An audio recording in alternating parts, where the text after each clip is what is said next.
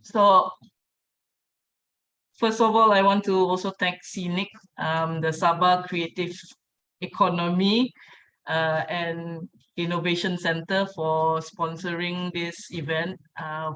Otherwise, we would not be here today. And also, I would like to thank Tiny Robot, also a sponsor. In case you were wondering who SERATA is a gender equality organization based in Sabah, Malaysia.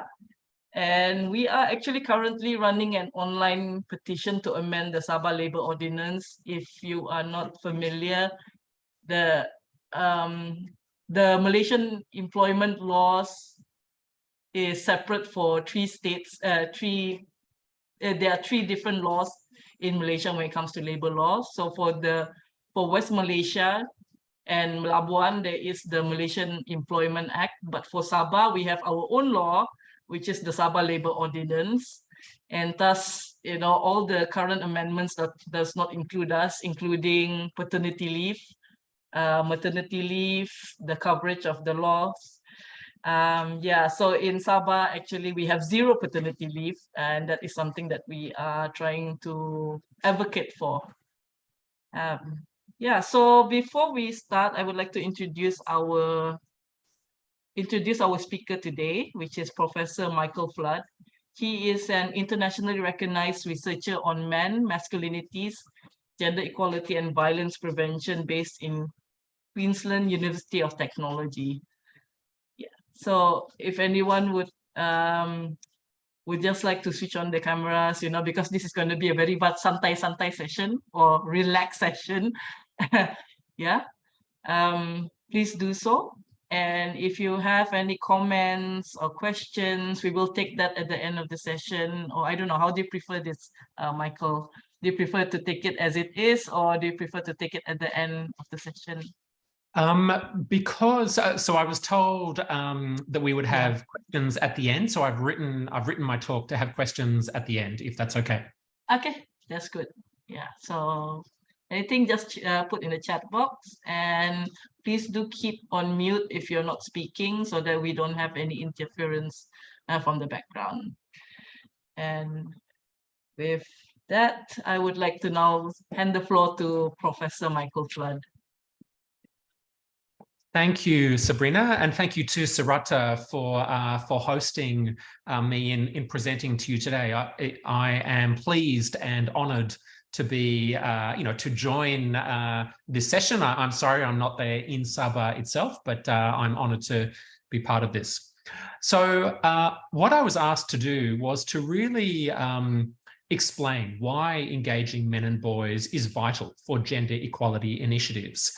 And I will certainly do that. I will explore 4 things. I should say these slides will be available. I'm very happy for these slides to be sent to the participants after this presentation. So this is what I will cover. First, I will talk about men and masculinities. I'll talk about what we mean by masculinity, a little bit about gender, and that may be very familiar to everybody in the room. Second, I'll talk about how engaging men and boys is part of feminist work, part of gender transformative work. Third, I'll talk about how it's possible to work with men and boys. And fourth, I will talk about some of the challenges, some of the dilemmas in engaging men. Okay, so let's start. So let's start with the issue of why talk about men at all. And around the world, there is growing interest in the role of men and boys in building gender equality. And men's involvement, engaging men in this work, is increasingly visible. But why is that? When people use the term gender, often they mean women, and the term gender is used to refer only to women. What do men have to do with gender? And there's 3 things I want to say about this. So let's start with the word gender itself. So gender, I think a simple definition of gender is gender refers to the meanings given to being male or female and the social organization of men's lives, the social organization of men's and women's lives and relations. In my country and in some Western countries, the term gender increasingly is used only for identity, for how people see themselves as men or as women or as trans people and so on. But I think gender is much more than that. Gender includes the meanings and values attached to being a man or a woman. It includes the behaviours that are expected of men and women and others. Gender includes media images, movie, TV, advertising, pornography, and so on, and how they show men and women. And gender also includes the social organization, the patterns of our lives, our patterns of work, of parenting, of sexuality, of political power, economic power, and so on. So gender doesn't refer only to women. Gender refers as much to men as to women. And in fact, men's lives are shaped as much by gender as women's are. I use the term masculinity for the meanings given to being male and the social organization of men's and boys' lives. So this is quite a kind of an open definition. There may be different forms of masculinity in different countries, in different cultures, and in different places within a country or a culture. The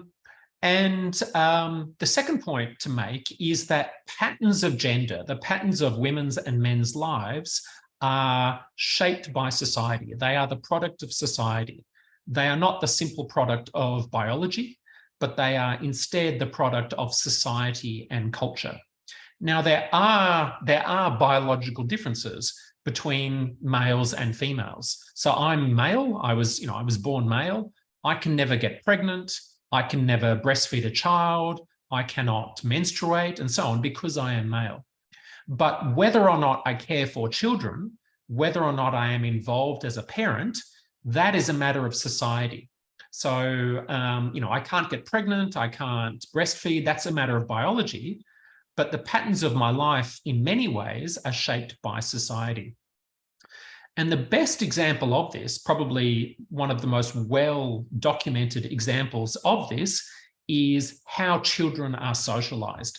How children are socialized into gender roles, by how parents treat children, by how children themselves copy their parents or learn from their parents as role models. Children's lives are shaped by the toys we give them, by media, by the stories we tell them, and so on. And when we tell boys to be strong or to stop crying like a girl, we are teaching them about gender. When we tell boys to be tough or strong or brave, while we allow girls to be weak or to be afraid, we are teaching those boys and girls about gender. And in 1,000 different ways, through families, through schools, through media, through church, through religion, through government, gender is produced. Gender is socially produced. Gender is shaped in society. So I'm giving you a fairly quick, but I hope clear account of how gender roles and relations are the product of society. And one useful concept here is the notion of the man box. The man box, or traditional masculinity, is the qualities that men are expected to show. So inside the box, you can see qualities like strong, tough, hard, intimidating, in control, and so on. So when boys in many societies, in most societies, are expected to show those qualities, are expected to show the qualities inside that box, to live inside the man box. And if boys step outside that box, if boys show qualities that are outside that box, then boys are punished, boys are criticized, or boys may be attacked or beaten or insulted. And boys who step outside the box are called gay or homosexual. They may be called queer or a girl or a mama's boy. I don't know what the terms are in Malaysia. I don't know, how this works in Malaysia, but I'm sure that in Malaysia, as in almost every country in the world, there is this pattern of policing of gender, where boys and men are rewarded for behaving, for staying in the box and living up to the qualities inside the box, and boys are punished if they step outside the box. And so we can call this the man box, or toxic masculinity, or traditional masculinity, or in research, the term hegemonic masculinity is used. There is different language, but it's all talking about the same kind of thing. The third thing we know about men, masculinities, and gender is that conformity to masculinity, conformity to that model of how to be a man, shapes men's and boys' lives. And there's been good research in many countries on the model of how to be a man, the model of how to be a man that is part of that culture, and what impact that has on boys and men. So I looked last night for research on Malaysia, on masculinity in Malaysia, and I found 2 studies looking at perceptions of masculinity, attitudes towards masculinity among Malaysian men. And I also found a study looking at men's gender role attitudes, men's attitudes towards gender or masculinity, and its impact on their behavior. In this case, it was the impact on their sexual relationships and their reproductive health, their use of contraception, their beliefs about contraception, about sexual and reproductive health, and so on. And there's a whole lot of research from many countries that shows that men's agreement with traditional masculinity shapes their behavior. Men who agree more strongly. So, you know, you can ask men, do you think that men should always be strong? Men should be tough. Do you think it's okay for men to cry, for men to show vulnerability? Do you think it's acceptable for a man to be a gay or bisexual man rather than a heterosexual man, and so on?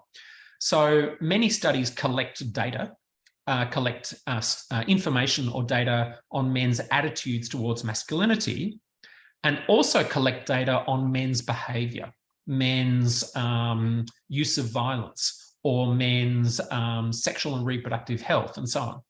And what this research finds is that men who conform more strongly to traditional masculine norms are more likely to use violence.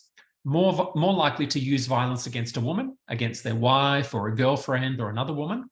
They're also more likely to use violence against another man, to use violence, when they're drinking with other men and someone pushes them, or someone, insults them or talks badly to them, to use violence against them.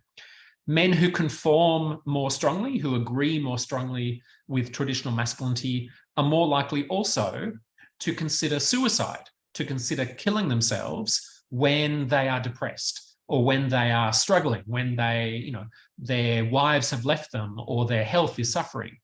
They are less likely to ask for help. They are less likely to seek help from a friend or from a doctor or from someone they know.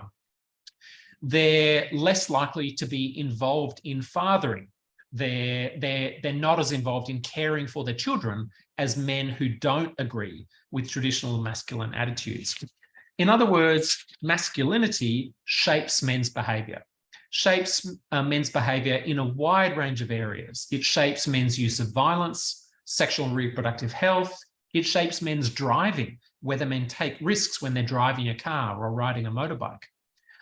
So masculinity is important in shaping men's behavior and in contributing to social problems like violence, like suicide, like drug use, and so on.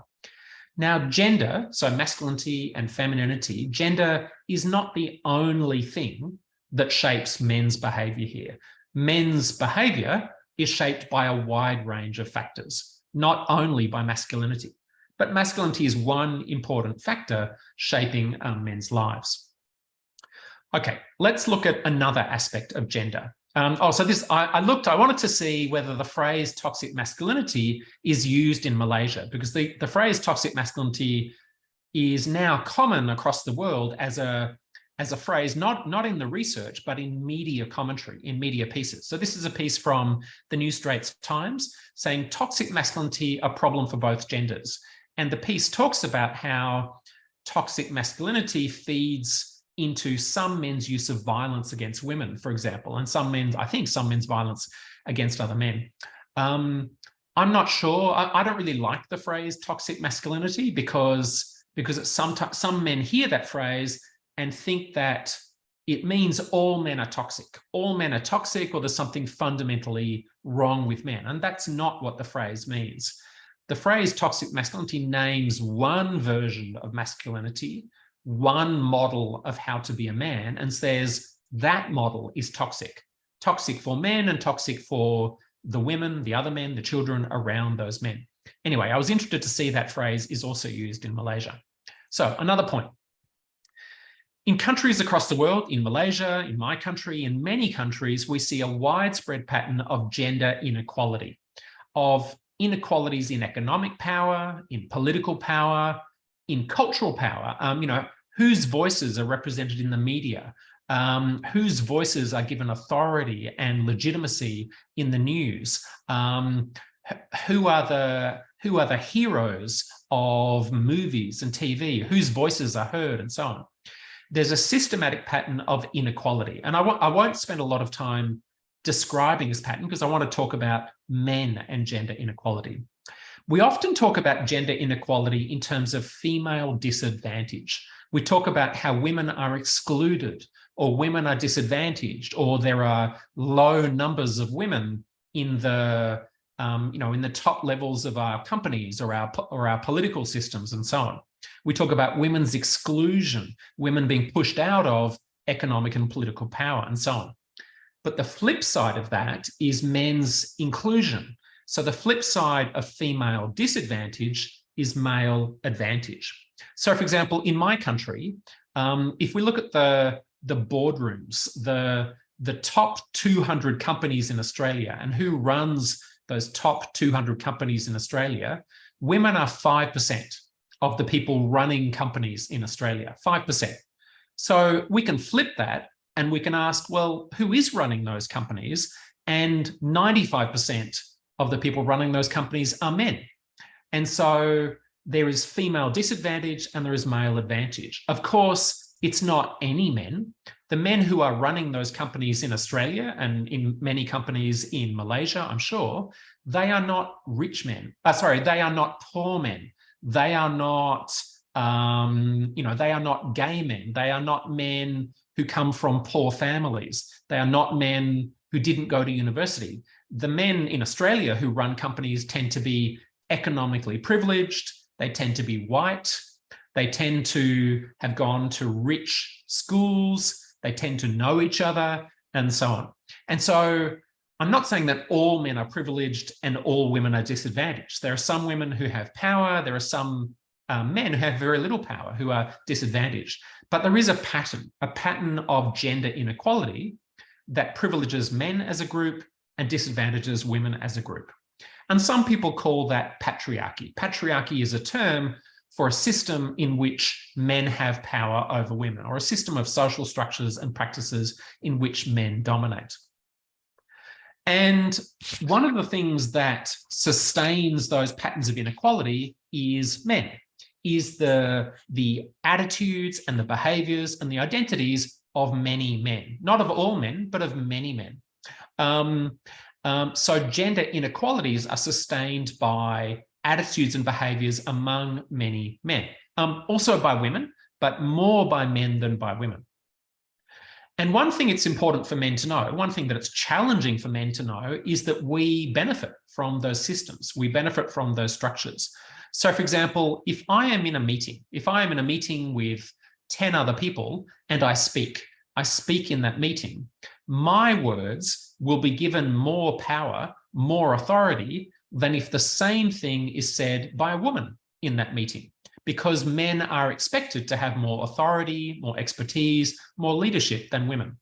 If I send in my CV or my resume, if I'm applying for a job and I send in my CV, I will be seen as a better candidate than a woman with the same CV, the same resume. And people have done an experiment where they send in 100 CVs with a male name and 100 CVs with a female name and see, who is offered the job, and it's the CVs with the male name, those candidates are offered a job more than the CVs with a female name, even when the CVs are the same. These are made up CVs and CVs or resumes.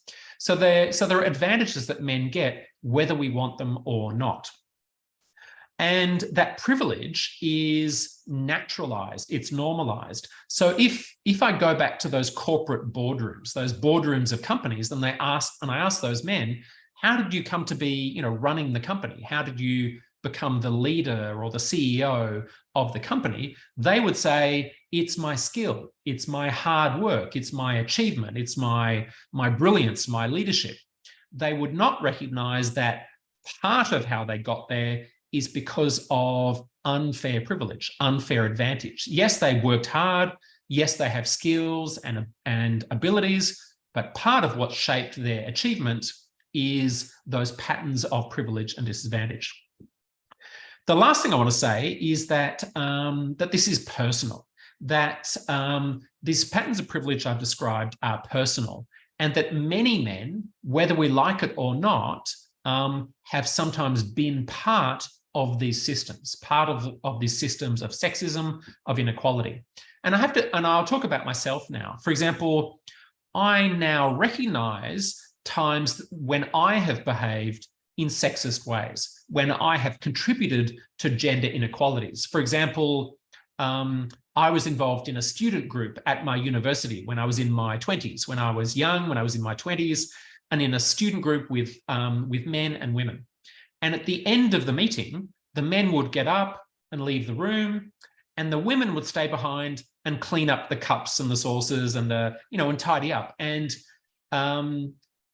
the women eventually said, why aren't men helping? Why aren't you men helping us to clean up after this? And we kind of realized that we were just assuming that the women would clean up, the women would do this, which was not fair.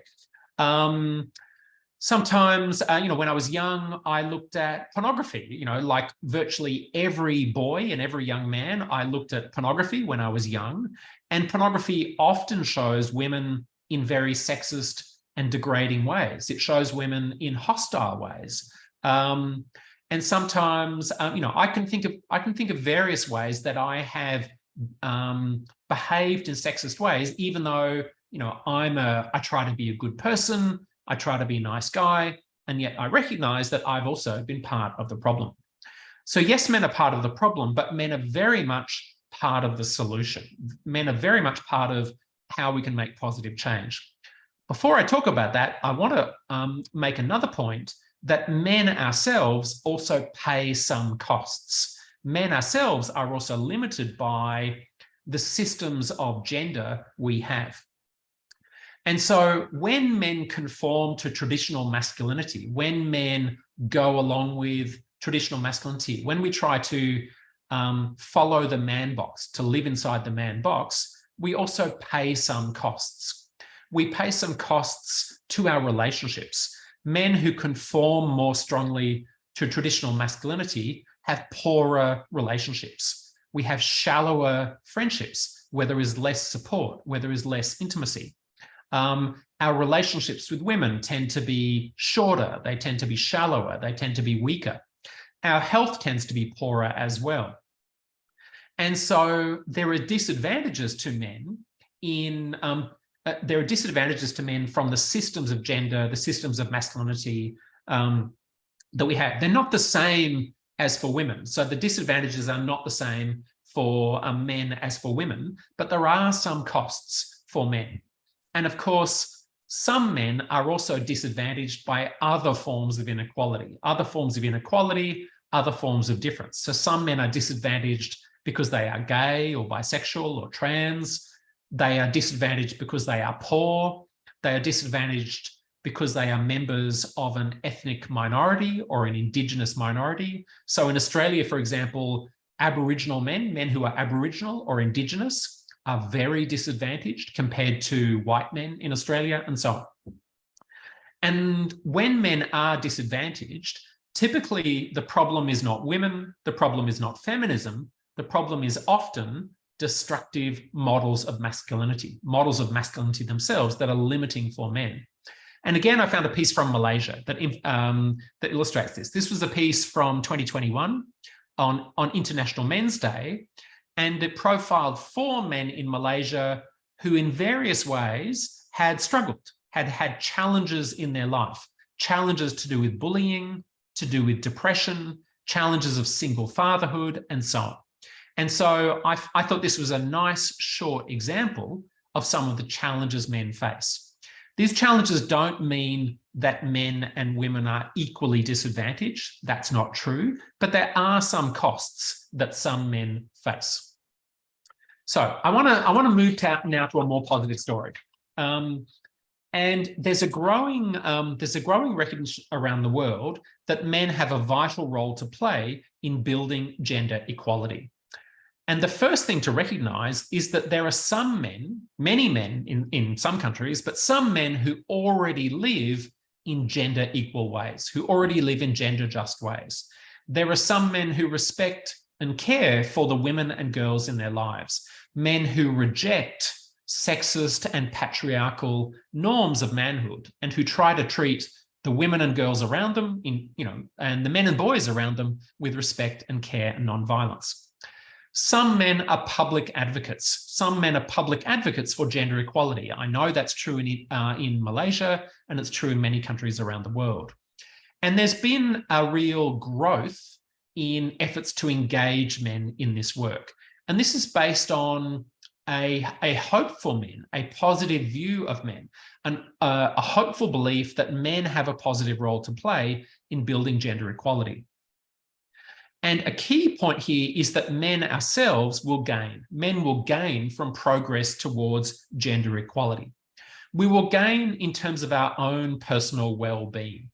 The man box, or toxic masculinity, or traditional masculinity, it doesn't matter what we call it, the man box limits men's own lives. And if we can open up those models of gender, if we can expand the man box or even get rid of the man box, then men will have freer lives. Men will be less likely to have to consider suicide. Men will be less likely to have shallow relationships and poor health and so on. Second, men also benefit because of our relational interests. When women and girls in our lives have better lives, then we have better lives too. Most men have women and girls in our lives, sisters, mothers, daughters, friends, wives, girlfriends, work colleagues, and so on. And when those women's and girls' lives are better, then our lives are better as well. Third, men will benefit from our communities having more gender equality. Gender equality is good for our communities. It benefits the communities where men live. And men in Malaysia, in other countries and communities will benefit when there is more flexible divisions of labor, more choice about paid work, about parenting. Men in communities will benefit from improvements in women's health, will benefit from communities that have less domestic violence and less sexual violence and so on. There are some things that some men will have to give up. Some men will have to give up some things. We will have to give up unfair privileges. So, for example, if 95% of the people in boardrooms are men, some of those men will have to leave the room. Men will have to share power with women. And the same is true on a personal level. If I have a wife or a girlfriend and we move to gender equality, I cannot assume anymore that she will do all the parenting. She will do all the parenting while I build my career, and make money and so on. I won't be able to assume that when we have sex, for example, that we will have sex when I want to, and it doesn't matter if she wants to or not. In other words, when it comes to sex, I will have to listen to her needs and her wishes, and to balance both our needs and our wishes when it comes to our sexual relationship. So we will have to share power. We'll have to live equitably, and that means some men will have to give up some unfair privileges, some unearned advantages. But that is not bad. That is only fair. That is the fair thing to do. Some people may be wondering, why should men support gender equality? Why should men support feminism, support gender equality? The first reason, the most important reason, is because it is the right thing to do. It is fair. Men, at the moment, we have a system where women are often disadvantaged, women are often oppressed, and some men benefit from that, and that is not fair. We have an ethical obligation to challenge those forms of inequality, those forms of privilege. Second, it is in our interests. It is in men's interest to do that. Men will benefit from supporting feminism, from progress towards gender equality. Okay, part one was the longest part of this talk. Let's move to part two. Let's talk about the work of engaging men and boys. And I should say, some of the slides I will show you, I won't go through in detail, but I wanted to put them in the slides so that you had them for later, so that you could look at those slides in your own time and explore some of these issues in greater depth. But I won't cover every point on every slide. So there's now a field of programming and policy focused on engaging men and boys. And there's growing attention to engaging men and boys in the fields of violence against women, sexual and reproductive health, fatherhood and parenting, HIV/AIDS, and so on. And in the last 10 years, in many countries, we've seen new organizations, new programs. There is now an international network, the International Network Men Engage, which is a network of over 900 organizations and governments and others focused on engaging men and boys in building gender equality, and so on.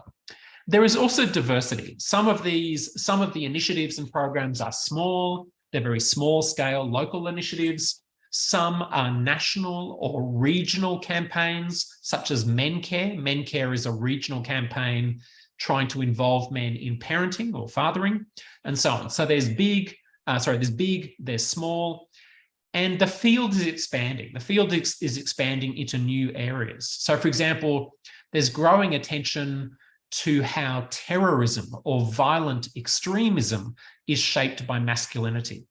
There's growing attention to how politics, parliamentary politics, is shaped by masculinity, and growing efforts in those areas and many other areas to start to work with men and boys to build gender justice and to address the forms of masculinity that prevent gender justice, that prevent gender equality.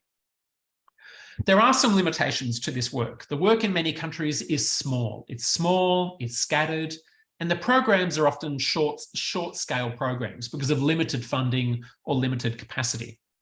Some of the programs focus only on individual men's attitudes, and they don't look at the bigger factors, the social and collective and structural factors that also shape men's lives. The structure of the economy, the structure of political life, and so on. So many programs have a kind of small scale focus.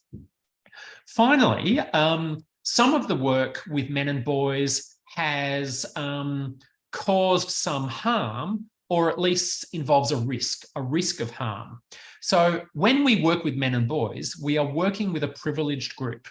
And in working with a privileged group, there are some risks. One risk is that women only and women-focused programs are seen as less acceptable. Some women's groups, some organizations say that they now feel pressure to engage men, to include men and boys in their work. And that is not good, that's not okay. It's still important for there to be women only and women-focused programs. Second, this growing emphasis on the need to engage men and boys sometimes has meant that women's voices and women's leadership has been pushed aside, so that women are listened to less, and now we focus more on men. And again, that's not desirable. A couple of other limitations. One is that sometimes the work with men and boys treats men and boys as all the same, treats men and boys as a homogenous group. And it neglects the fact that men's and boys' lives are shaped by ethnicity, by class, by sexuality, by age, and so on. So there are forms of difference among men and boys. And there's been a neglect of the diversity among men and boys, the diversity in sexuality, the diversity in gender among men and boys. The last limitation I'll mention is that we don't necessarily know a lot about effective practice. We don't necessarily know about how to work well with particular groups of men and boys. So there's certainly lots more to learn. So there are some principles. There are some key principles that are important here. And if you look across the world, nearly all the work with boys emphasizes three things. First, it has some kind of concern with sexism and gender inequality. Second, it has some kind of concern with men's and boys' own lives and well-being, and some kind of commitment to improving men's and boys' lives. And third, it has some kind of attention to differences and inequalities among men and boys.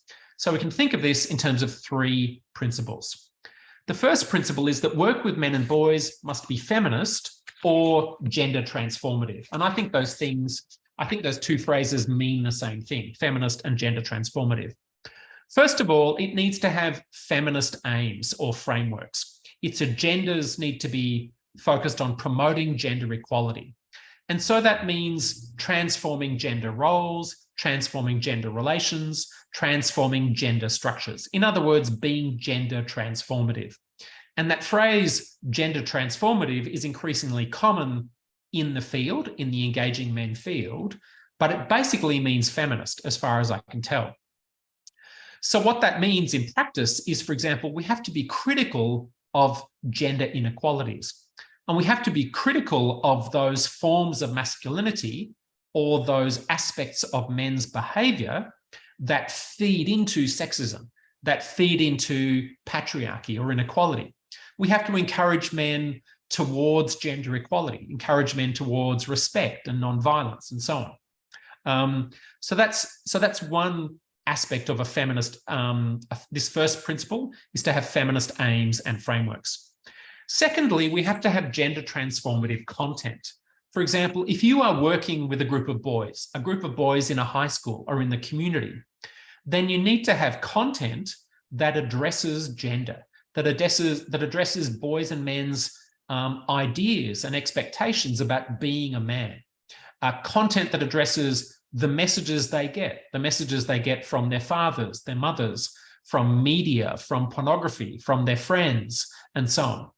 And you need content on the factors that contribute to the problem. So, for example, one important form of work with men and boys is preventing men's violence against women. And if your work is focused on preventing men's violence against women, then you need content on men's power, on the problem of power, of unfair power in relationships and families. You need content on how elements of masculinity feed into men's violence against women, and so on. You also need gender transformative processes.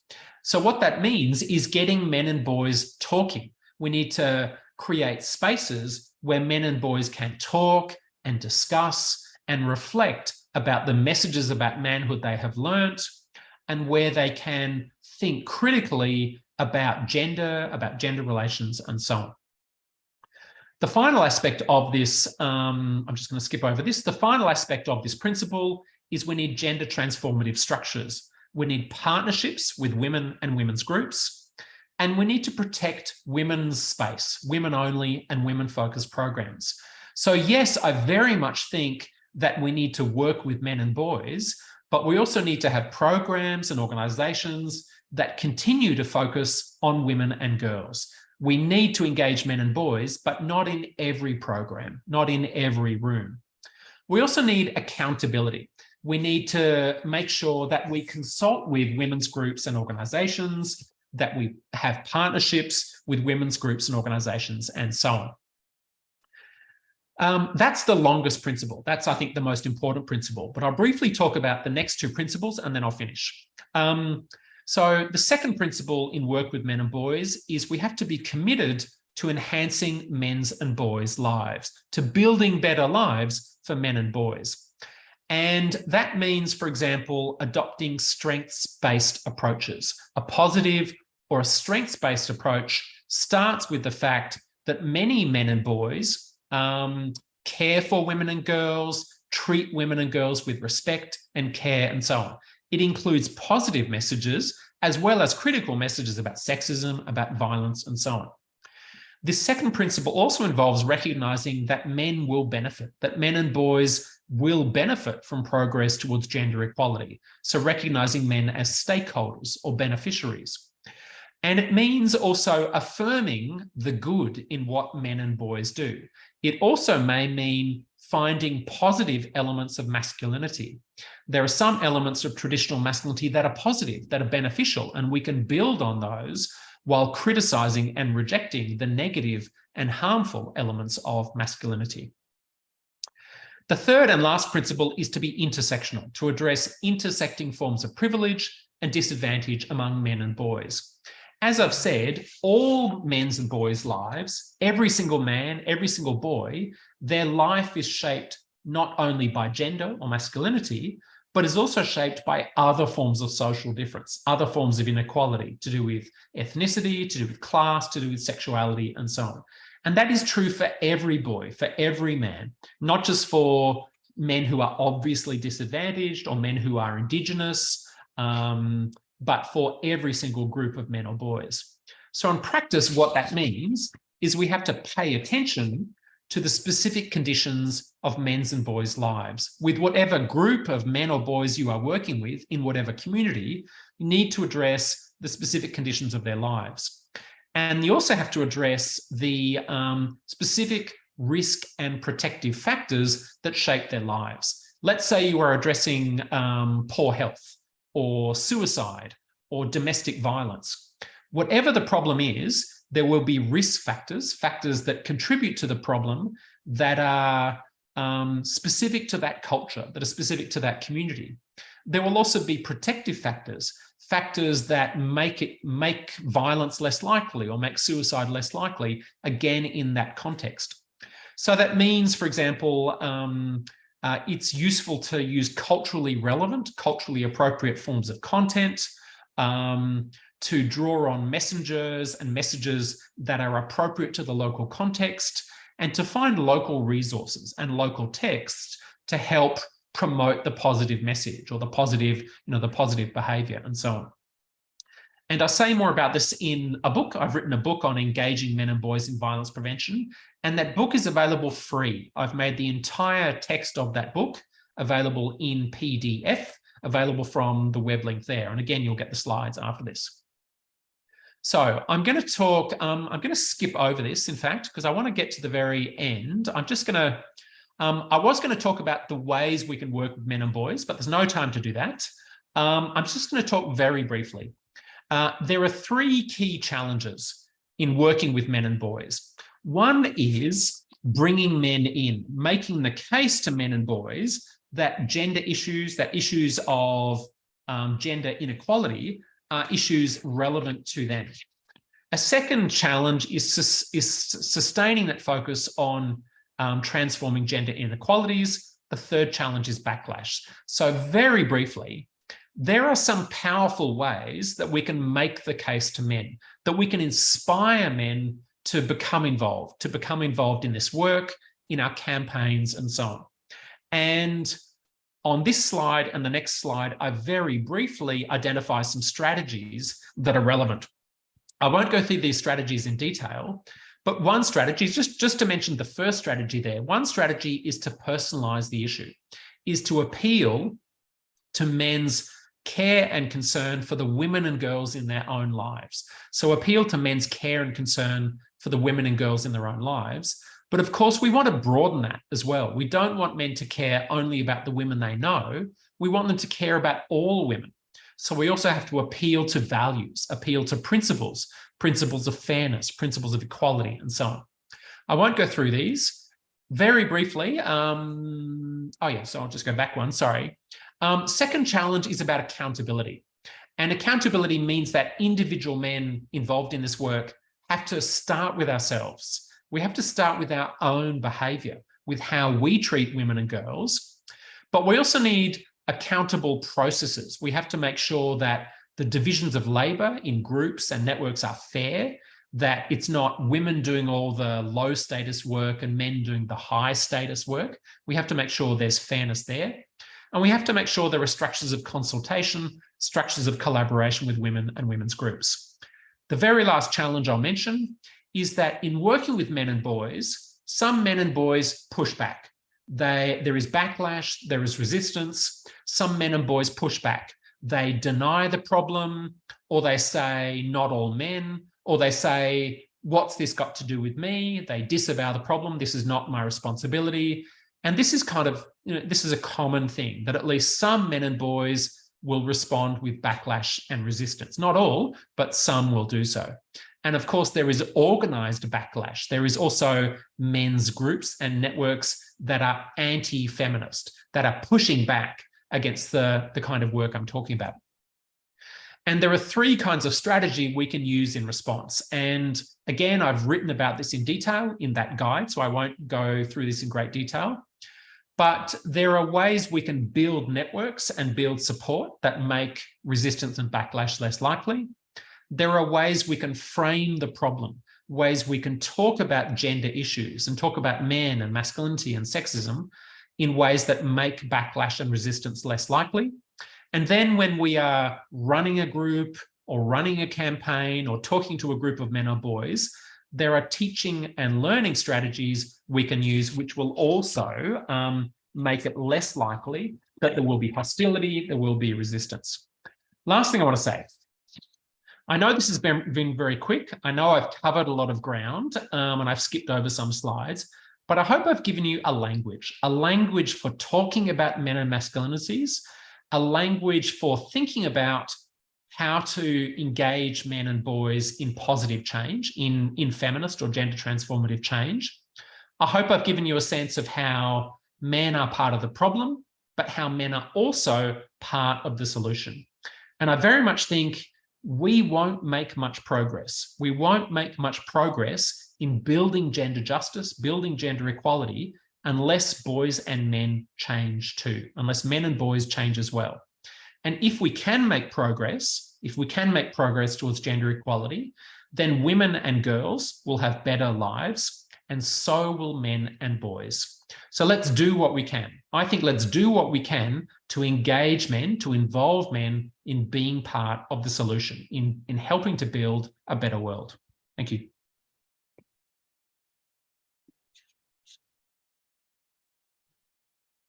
Thanks so much, Michael, for that very informative session. Would anyone like to ask a question? You can either raise your hand or type it in the chat box. And as well as questions, comments would be welcome as well, or criticisms. You may disagree with things I've said, so feel free to offer questions, comments, or criticisms.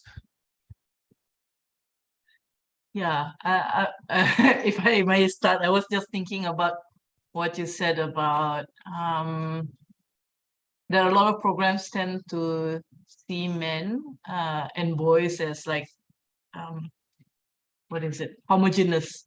And I think it's similar as well to how a lot of men see women. They frame women in a certain way, like for example, like because I post a lot on social media, and there's a couple of men also in my Facebook, and one of it was about how women's jobs should change, like they should be more technical focused or science focused. And this one guy was giving this example about how he approached women for quite a number of years, and they always rejected him, and he says things like, oh, I could teach you about woodwork, I could teach you about mechanical things, and the women would will say no. So I got a bit curious about that. I asked him, so which women are you talking about? And these women that he was talking about is cosplayer women who like to dress up, and those those were the women, and I'm like, I'm trying to steer him in the way, not all women are the same, I don't know. Do you have any, tips? Very briefly, I did some research with some others in Australia where we surveyed young men. We asked young men about their attitudes towards masculinity.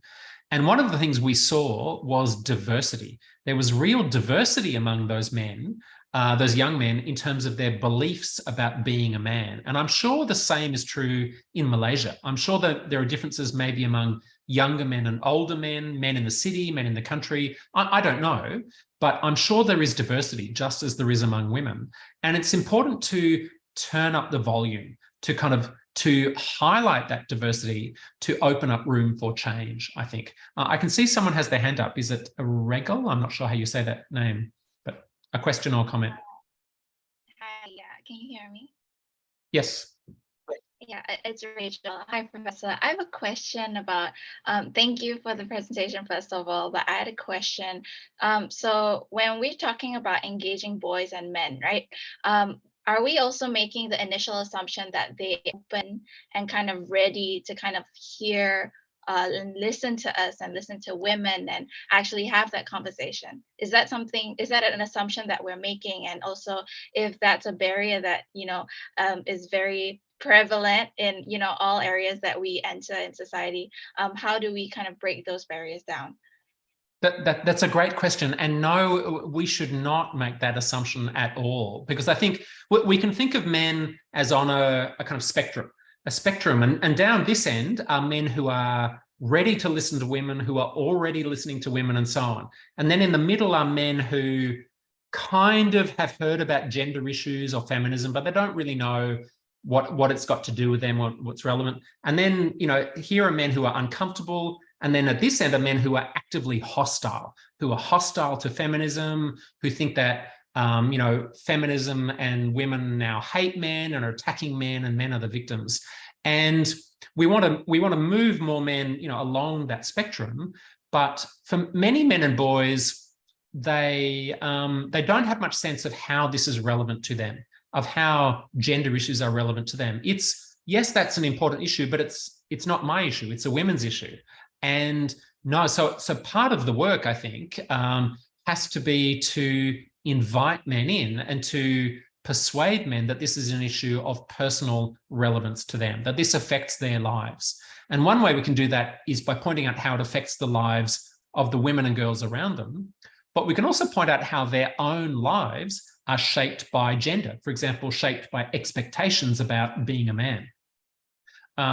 So no, that assumption would be a foolish assumption to make, I think. Yeah. You had a second question. I can't remember what it was. It also left my mind, but also just to follow up, if that's okay, Sabrina, I have another follow-up question. So you mentioned that, definitely there is a spectrum. So in your kind of opinion, do you believe that the way that we can make the most significant amount of progress is by focusing on a couple of key groups, or focusing on the extreme side of the spectrum, or like a multi-pronged approach? What do you think is the best? Yeah, great question. I don't think you should focus on the extremes. I think that the individual men or groups of men who are actively hostile to feminism, I don't think that should be the focus of your energies. You certainly need to be able to criticize their claims and criticize their work.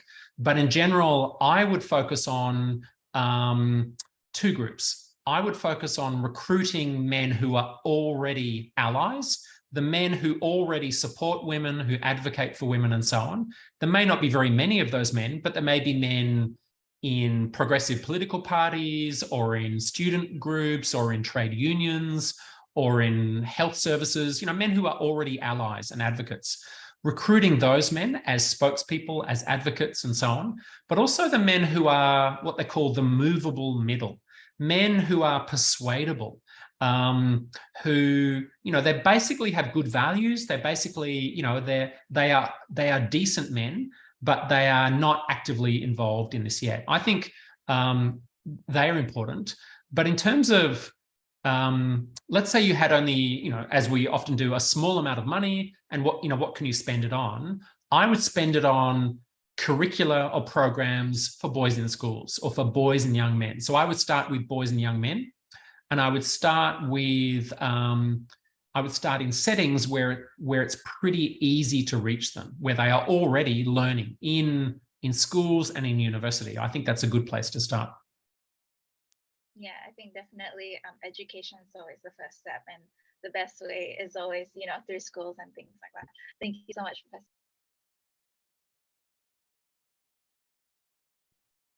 Any more questions on the floor? Comments? I have one, Sabrina. Yes. Hi, Professor. My name is Christine. Thank you so much for this presentation. It actually was really refreshing to hear you speak about, as a man yourself, to speak about masculinities and the studies you've done and the books you've written. I'm really looking forward to actually read your book. I was actually a little bit disappointed that you couldn't finish the last bit of your presentation, because I would really love to hear like more on the work with men. But it's okay. Maybe Sabrina can do a part 2 of this or a follow-up of this session. But I have a couple of questions, just some context. I'm actually currently a research student at University Malaya, and I'm studying on men's social connectedness. So I'm looking at heterosexual or men who identify as straight and their relationship patterns with other men. And I'm looking at how does ethnicity and religion impacts those ideas of masculinity. So I'm just curious to know from your work, from your studies, from your research, from your observations on what are your thoughts about men's friendships with other men, specifically men who fit into this men box or this hegemonic masculinity, ideas of hegemonic masculinity. So just some thoughts on that.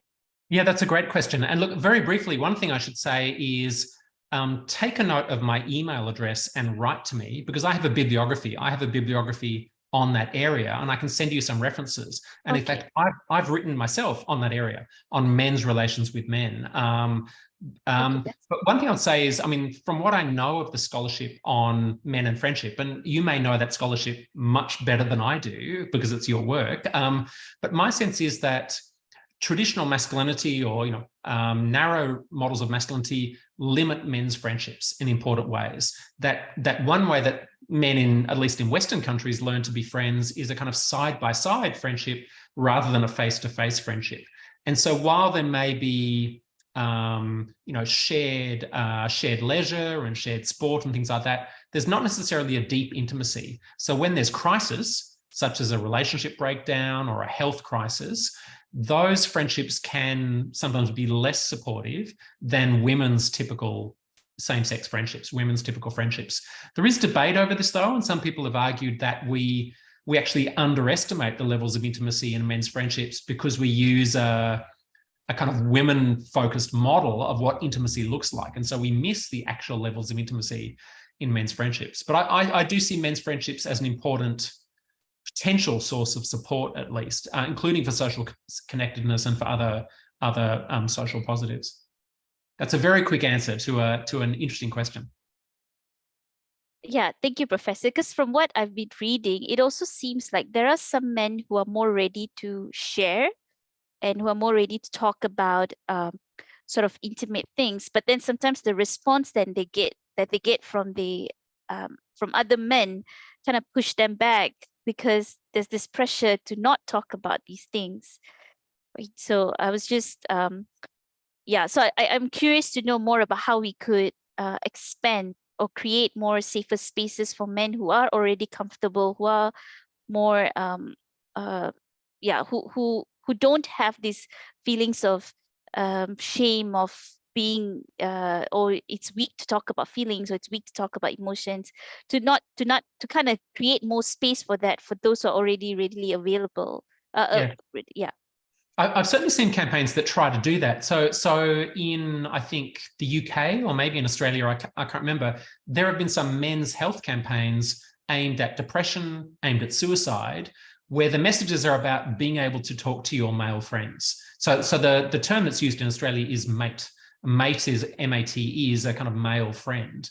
And so the language of being able to share with your mates or open up to your mates. So these are campaigns that explicitly encourage men to be able to share with their male friends and to listen to their male friends who are sharing, so that if they are having difficulties, if they are struggling, that they can find support each other.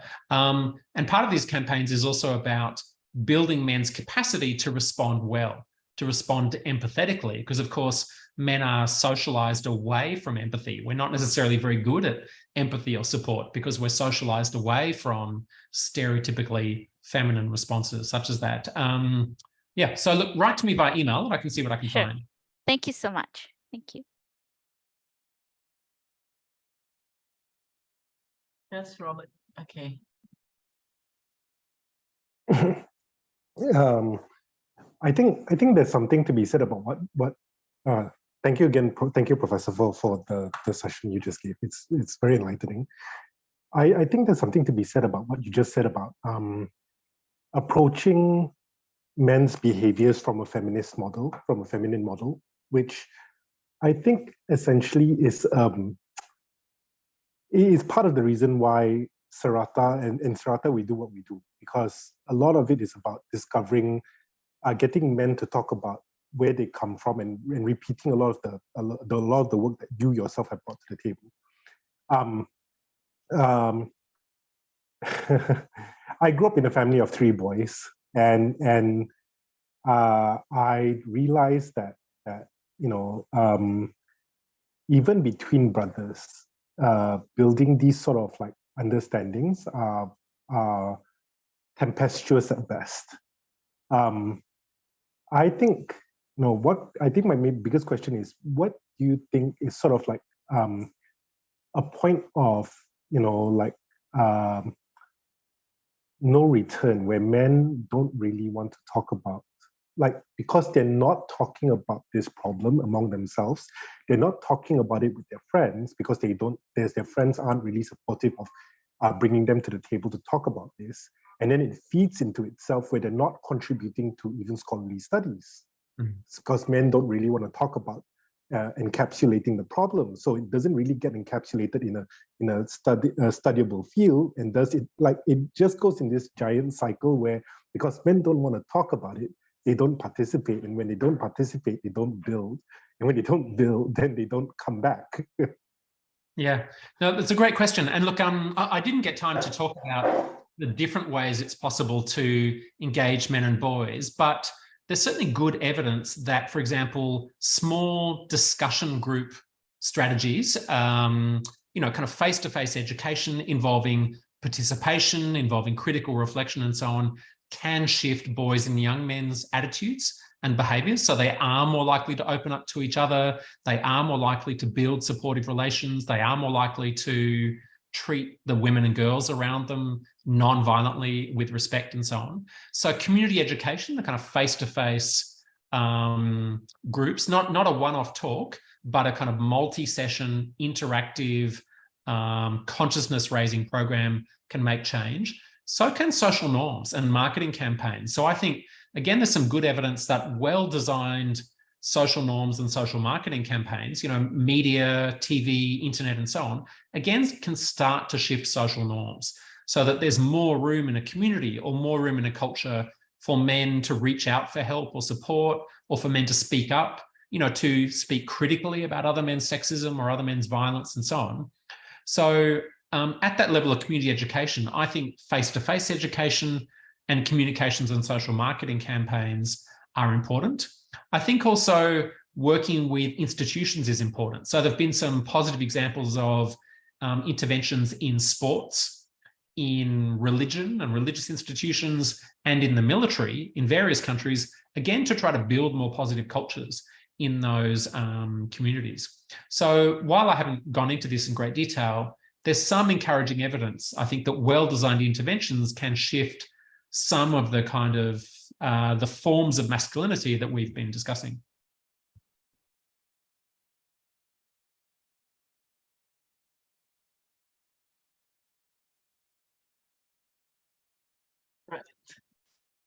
Any more further comments?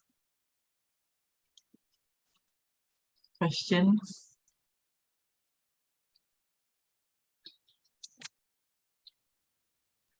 I have a question on the research that you're talking about, Professor, if that's okay. So you said some work has been done on how to engage men in terms of, policy making and things like that.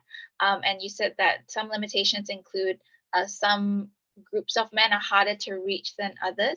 So I was just curious what groups you were talking about. Are you referring? Sure. So one dimension of that is just men's and boys' kind of identities and attitudes. And in any context, there's typically a spectrum, and there are men who are deeply invested in patriarchal ways of being a man and in patriarchal attitudes towards being a man. And there are other men who have much more gender equitable identities and attitudes and so on. So obviously the men who are invested in inequality, in sexism, they are harder to reach. They'll be more resistant to, a gender equality or a feminist initiative. There are also men who are harder to reach because they are disadvantaged in multiple ways. They might be Indigenous, they might be a member of an ethnic minority, they might be very poor.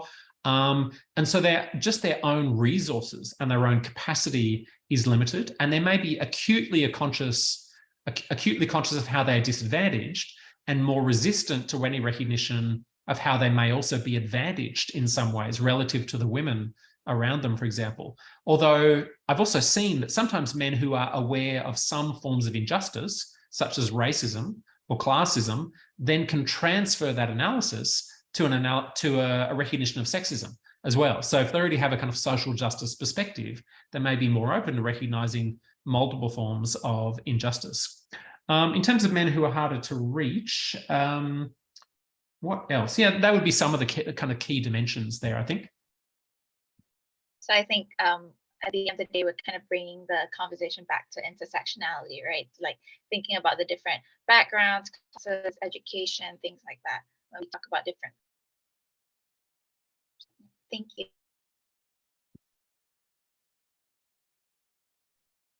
Right, I think we have maybe time for one or two questions, comments.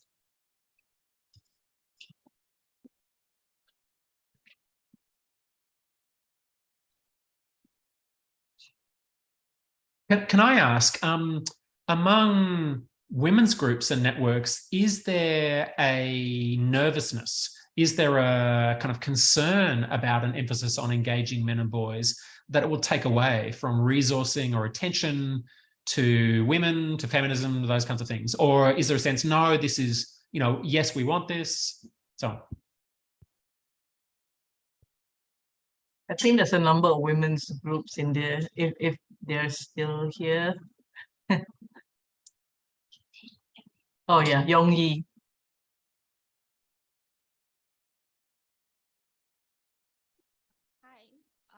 So maybe I could just sort of respond to that. So I've worked with like 2 women's groups so far. And then the previous one that I was with, I think there's an openness within the organization to engage with men and boys. But I think there's also challenge when it comes to engaging with men and boys because very often the role of educating men and boys about gender equality still falls on women. So that is actually, I think there's a form of emotional labor that's involved in it. While we tried our best to create, I think like men-only spaces, probably sounds a little weird. When we're trying to create space for men and boys to speak about let's say their feelings, their experiences, trying to unpack like some of the privileges that they've had or any unearned advantages. Sometimes I think women themselves who are in the space would actually feel that, men and boys are just not getting it. So I think there's a little bit of that kind of frustration in that as well. Yeah, but I think the general sense of like women's groups, we are open to engaging with men and boys. And I think we recognize that there's no gender equality without men and boys and, any other gender minority groups as well. Yeah. Yeah, thank you for that. And look, I think that's the position of many women's groups and networks, actually. And it should not surprise us at all that patriarchal dynamics or sexist dynamics play out in our own networks, where, for example, when men start to be involved, sometimes they are given praise and attention and status much more than women who've been doing this work for a very long time. And sometimes, so when men start to be involved, it's, oh, you men are so wonderful. I wish there were more men like you. And they get all this praise and attention that the women who've been working for 20 years don't get at all. And also sometimes, the women do all the work of setting up the event and doing all the organizing. And then the man is in front of the microphone being, showered with praise, when that's not really fair. And so we have to be aware of those dynamics and how they can play out in our own networks and organizations.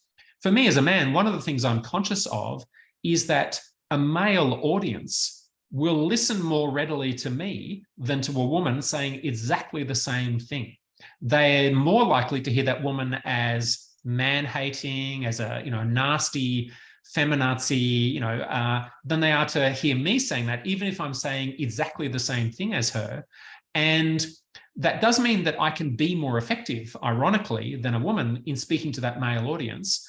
But I also have responsibility sometimes to give the microphone to her, to try to increase women's voices and to encourage men to listen to women.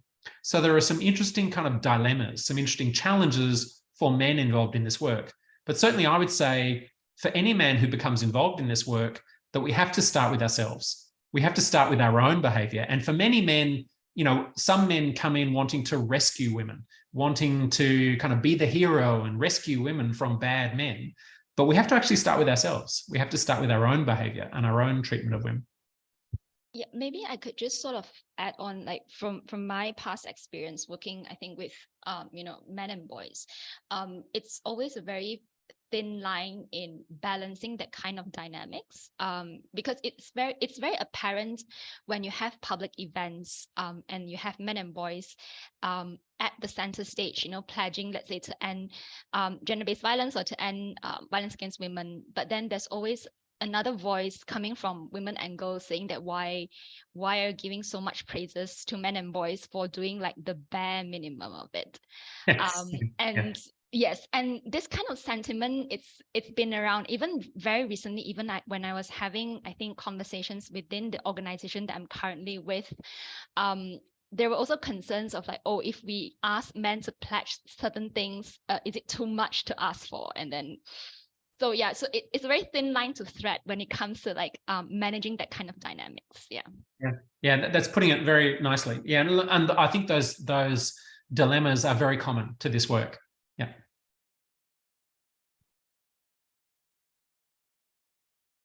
All right. Are there any more? I think that's a great reflection to end on, actually. Yeah, that is. Yeah, so before we end, shall we take a group photo? Yeah.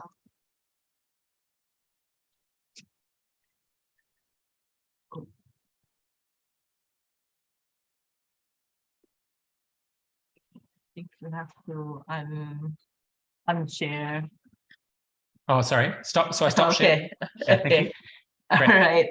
So if everyone can switch on their cameras. I've never seen a group photo done like this before. This is great. Oh, really? Yeah. Is this an Asian thing? It must be. Yeah, it's good. I like it. Okay. Yeah. So I don't have webcam. All right. Sorry, Amanda. Okay. So 1, 2, 3. Smile. Hey, there's another guy in the audience. Hi, that's me. Okay.